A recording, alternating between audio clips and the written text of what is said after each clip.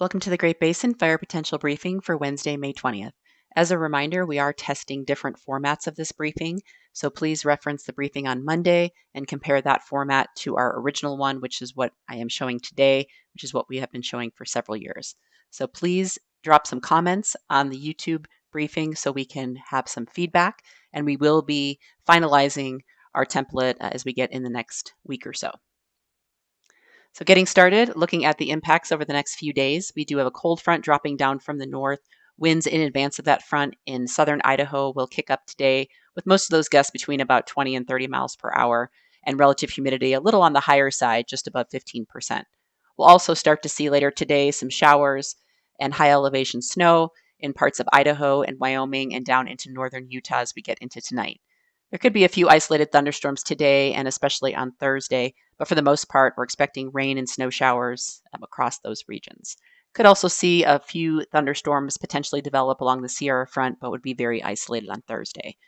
Winds as the cold front drops south on Thursday will increase. We will see gusty northerly winds across eastern Nevada into western Utah with more in the 20 to 30 mile per hour range, although relative humidity will also drop around 15% or just below that.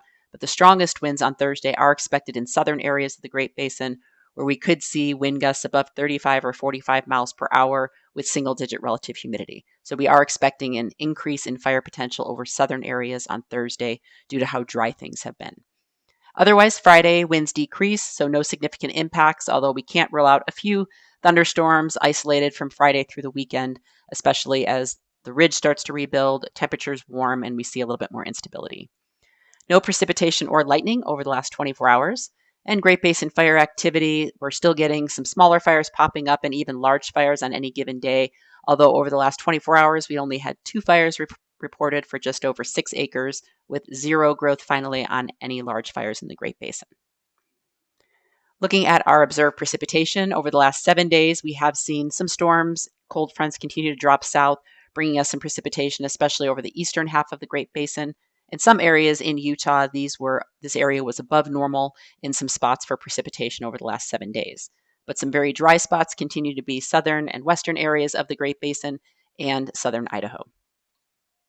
So looking at our 10-hour fuel moisture, 10-hour fuels are driest over the western and southern areas of the Great Basin that have not seen that moisture and obviously have come up in some of these areas that saw some recent precipitation. However, as the winds increase, even areas where our fuel moistures are a bit higher, we'll still have some concerns with fires if we see ignitions.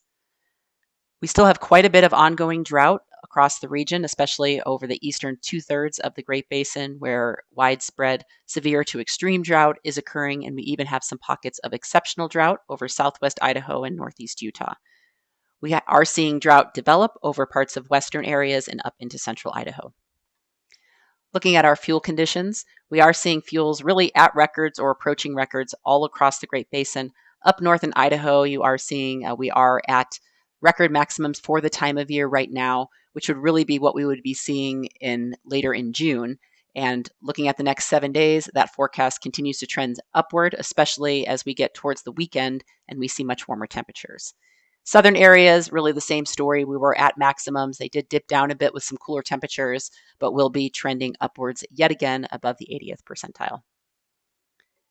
So looking at our weather conditions today, with that cold front dropping into the northern Rockies, again, those westerly to northwesterly winds will start increasing in southern Idaho, and we'll eventually start to see some of that moisture drop down for another round of some cooling temperatures and isolated showers, especially as we go into tonight.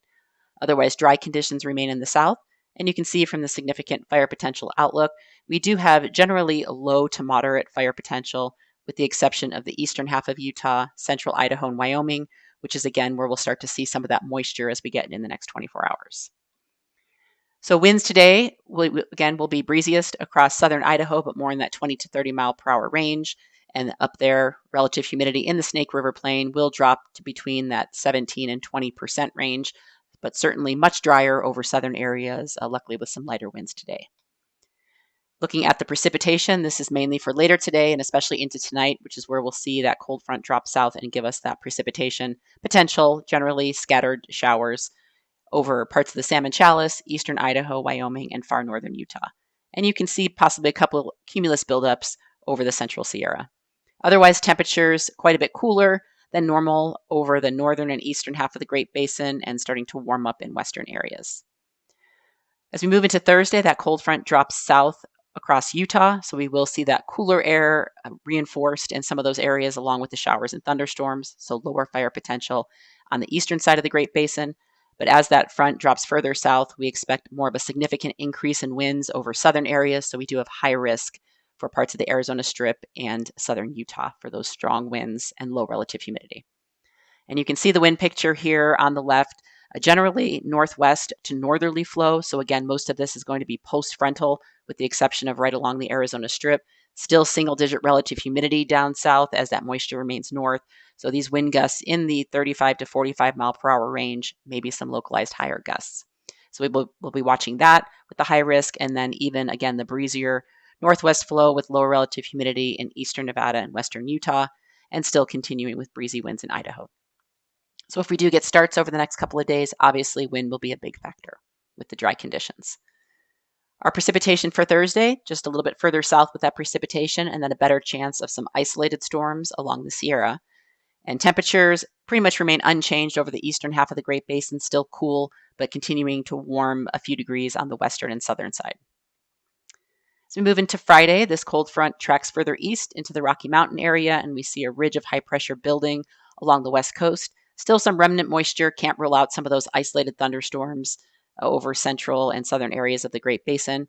Otherwise, significant fire potential is moderate in the south as those winds will be lighter than what we'll see on Thursday, but still dry.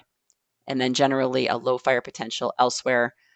Again, still watching areas with carryover fuels when the wind picks up especially, and the more rapid drying we'll start to see. So winds on Friday, definitely light, almost region-wide, so a nice change from Thursday. And then relative humidity still staying in the teens, single digits down south. Friday precipitation, again, we can't rule out some of those isolated showers or thunderstorms just with some trapped moisture as the ridge builds in and temperature and instability start to rise.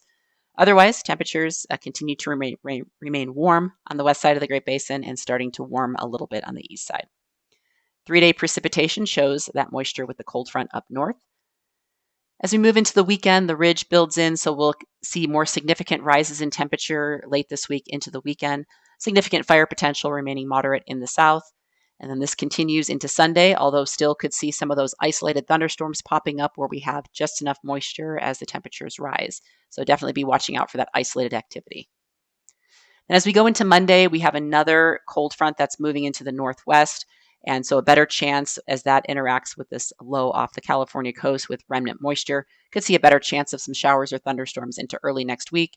And then as that cold front sweeps in, another round of gusty or strong winds with some increasing chances of showers and thunderstorms.